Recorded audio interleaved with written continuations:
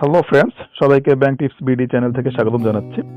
আপনি যদি ব্যাংক থেকে লোন নিয়ে বাড়ি নির্মাণ করতে চান, তাহলে ব্যাংক আপনাকে সর্বোচ্চ কত টাকা লোন দিবে এবং কোন ব্যাংক কত টাকা সুদ নেবে, কি দেখে আপনাকে লোন দিবে, এই সব কিছু তথ্য জানতে ভিডিওটি সম্পূর্ণ দেখুন ও বুঝুন। ব্যাংকের লোন সহ যাবতীয় সব তথ্য, সঠিক তথ্য, পরামর্শ আপডেট পেতে চ্যানেলটি এখনই সাবস্ক্রাইব করে রাখুন। তো ফ্রেন্ডস, চলুন আমরা মূল আলোচনায় যাই। তো ফ্রেন্ডস, আপনাদের অনেক জমি আছে, যে জমিগুলো অযথা পড়ে আছে, আপনারা টাকার জন্য বাড়ি নির্মাণ করতে পারছেন না। তো মূলত আজকে ভিডিওটি তাদের জন্যই। তো ফ্রেন্ডস, আপনাদেরকে একটা কথা মনে রাখতে হবে, আপনারা যদি ব্যাংক থেকে লোন নিয়ে বাড়ি নির্মাণ করেন, তাহলে কিছুটা আপনাকে নিয়ম মানতে হবে। তো বাংলাদেশ ব্যাংকের নিয়ম অনুযায়ী ব্যাংকগুলো আবাসন খাতে একজন গ্রাহককে সর্বোচ্চ 1,20,00,000 টাকা পর্যন্ত ঋণ দিতে পারে।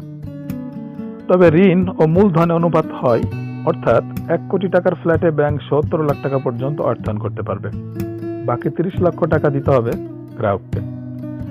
তবে আর্থিক প্রতিষ্ঠানগুলোর জন্য এই নিয়ম প্রযোজ্য হচ্ছে না, তাই আর্থিক প্রতিষ্ঠানগুলো চাইলে ফ্ল্যাটের দামে পুরো অর্থই ঋণ হিসেবে দিতে পারে।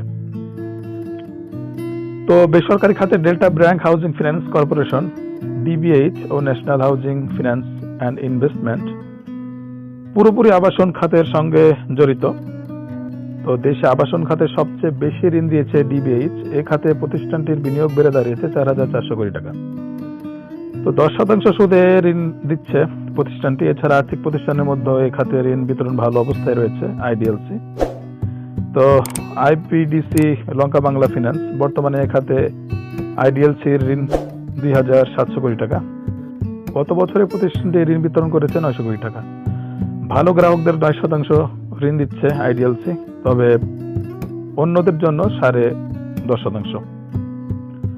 তো এই বিষয়ে জানতে চাইলে আইডিএলসির ব্যবস্থাপনা পরিচালক আরিফ খান ব্যাংক টিপস বিডি চ্যানেলে আমাদেরকে বলেন, একটি ভালো পরিবেশ সৃষ্টি হয়েছে, ফ্ল্যাটের চাহিদা বেড়েছে, পাশাপাশি আপনার দামও সমন্বয় হয়েছে। তো এদিকে রাষ্ট্রায়ত্ত সোনালী ব্যাংক নতুন করে আবাসন খাতের ঋণ জোর দিয়েছে। ব্যাংকটি জেলা ও উপজেলা পর্যায়ে আপনার বাড়ি নির্মাণে সোনালী নীর নামে প্রকল্প হাতে নিয়েছে, যাদের আপনার সুদের হার 7%। এর বাইরে বেসরকারি ব্যাংকগুলোর মধ্যে স্ট্যান্ডার্ড মিউচুয়াল ট্রাস্ট, ইসলামী ব্যাংক, স্ট্যান্ড সহ কয়েকটি ব্যাংক ফ্ল্যাট কিনতে ঋণ দিচ্ছে।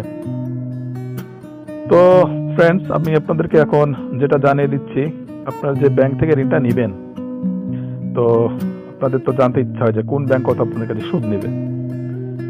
তো বিভিন্ন ব্যাংক বিভিন্ন রকম সুদ নেয়, সব ব্যাংক তো একরকম না। তো ব্যাংক ও আর্থিক প্রতিষ্ঠানের গৃহ ঋণে আপনাদেরকে সুদের হারগুলো জানিয়ে দিচ্ছি।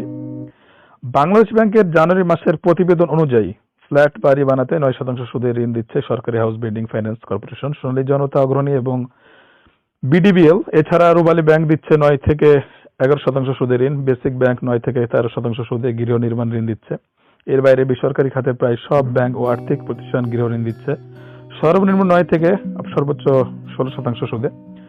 তো এই সূত্র জানায়, গৃহ ঋণের বিপরীতে স্ট্যান্ড ব্যাংক 10 থেকে 10.5%, স্ট্যান্ডার্ড চার্টার্ড ব্যাংক 9 থেকে 12%, হাউস বিল্ডিং ফাইন্যান্স 8 থেকে 9.5%, সিটি ব্যাংক 12 থেকে 13.5%, ওয়ান ব্যাংক 9 থেকে 12%, আইএফআইসি 10 থেকে 13.5%, প্রাইম ব্যাংক 12 থেকে 15%, লঙ্কা বাংলা 15 থেকে 18%, আইডিএলসি 12.43 থেকে 15.43%, ব্যাংক এশিয়া 11 থেকে 14%, ডিবিএইচ 12 থেকে 15%, মিডল্যান্ড ব্যাংক 15 থেকে 12%, এনআরবি ব্যাংক 12 থেকে 15%, প্রিমিয়ার ব্যাংক 12.5 থেকে 15.5%, এবি ব্যাংক 12 থেকে 15%, আইপিডিসি 12.5 থেকে 15.25% এবং স্ট্যান্ডার্ড ব্যাংক গৃহ ঋণে 11.50 থেকে 14.50% পর্যন্ত সুদ নিচ্ছে। দর্শক, আর কোনো প্রশ্নে কমেন্ট করেন। ধন্যবাদ।